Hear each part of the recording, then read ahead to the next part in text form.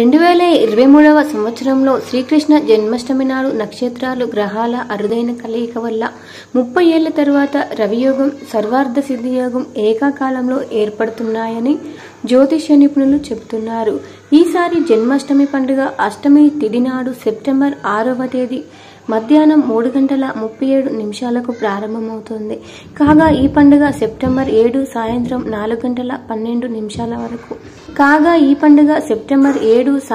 4:12 వరకు ముగుస్తుంది. ఈసారి శ్రీకృష్ణ జన్మాష్టమి నాడు నక్షత్రాలు గ్రహాల అరుదైన కలయిక వల్ల 30 ఏళ్ల తరువాత రవియోగం సర్వార్థ సిద్ధి యోగం ఏకకాలంలో ఏర్పడుతున్నాయని జ్యోతిష్య నిపుణులు చెబుతున్నారు. హిందూ పురాణాల గ్రంథాల ప్రకారం ఈసారి జన్మాష్టమి నాడు రోహిణి నక్షత్రం ఉంటుంది.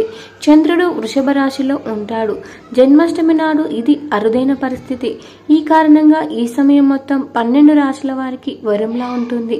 శ్రీకృష్ణ జన్మాష్టమి రోజు కొన్ని పనులు చేయడం ద్వారా ఆర్థికంగా బలపడే అవకాశం ఉంటుందని జ్యోతిష్యులు నమ్ముతారు. వేద పండితుల ప్రకారం శ్రీకృష్ణ జన్మాష్టమి 2023న కన్నయ్యను సంతోషపెట్టడానికి ప్రత్యేకంగా ఏదైనా చేయడం చాలా ప్రయోజకరంగా ఉంటుంది. మీరు జన్మాష్టమి నాడు శ్రీకృష్ణుడికి పంచామృతంతో అభిషేకం చేయాలి. అనంతరం శ్రీకృష్ణుడికి పిండి పదార్థాలను సమర్పించుకోవాలి. భక్తి శ్రద్ధలతో అతడిని పూజించాలి.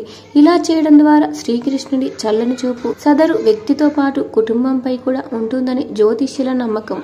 హిందూ పురాణాల ప్రకారం శ్రావణ మాసం కృష్ణపక్షంలోని అష్టమి రోజున అర్ధరాత్రి రోహిణి నక్షత్రం కారణంగా సర్వార్థ సిద్ధి యోగం కూడా ఏర్పడుతోంది.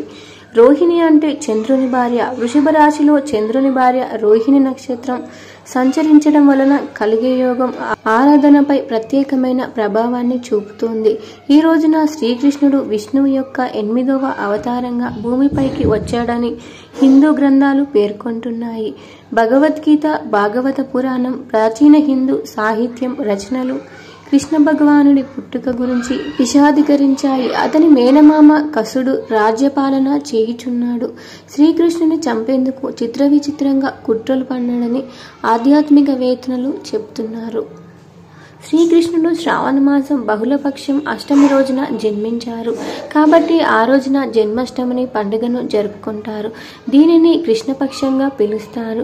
యమునా నది వారి చుట్టూ ప్రవహించడంతో శ్రీకృష్ణుడిని అతని తండ్రి వసుదేవుడు ఒక బుట్టలో వేసి బృందావనానికి తీసుకెళ్లారు. యశోద నందికృష్ణుని దత్తత తీసుకొని పెంచుతోంది. జన్మాష్టమి చెడుపై మంచి సాధించిన విజయంగా జరుపుకుంటారు. వీడియో నచ్చితే వీడియోకి లైక్ ఇవ్వండి. ఇలాంటి వీడియోస్ కోసం సబ్స్క్రైబ్ చేసుకోండి.